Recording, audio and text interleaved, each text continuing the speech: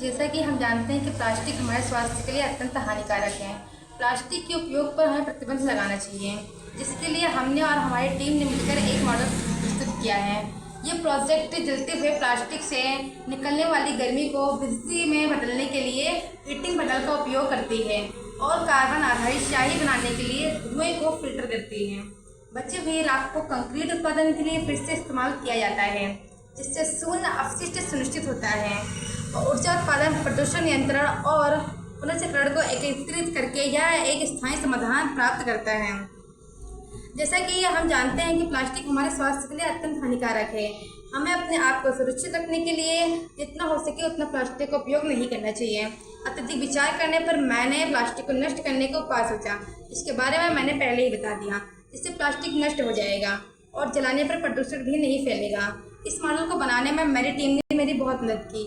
मेरे अनुसार हमें अपने स्वास्थ्य को लेकर गंभीर होना अति आवश्यक है, क्योंकि ये जानते हुए कि प्लास्टिक का उपयोग करते हैं इससे हमें अनेकों हानिकारक बीमारी हो सकती हैं। इतना ही नहीं, प्लास्टिक में खाना या अन्य खाद्य पदार्थ खाने से हमें अत्यंत गहरी बीमारी, कैंसर जैसी बीमारी होने की संभावनाएं बढ़ जाती हैं।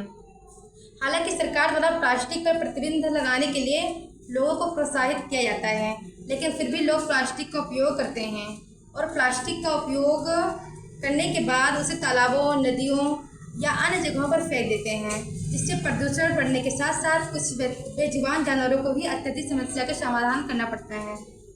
इसलिए मैंने 2 प्रकार की जातियों को ध्यान में रखते हुए यह मॉडल तैयार किया है। यदि इस मॉडल का उपयोग करें तो कई जिंदगियों को बचा सकते हैं। हमें प्लास्टिक के उपयोग पर प्रतिबंध लगाना चाहिए।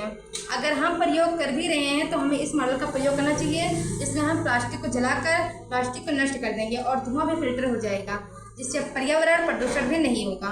बची हुई राख का प्रयोग हम चित्र बनाने में भी कर सकते हैं। यह मॉडल हमारे और हमारे स्वास्थ्य के लिए अत्यंत उपयोगी है।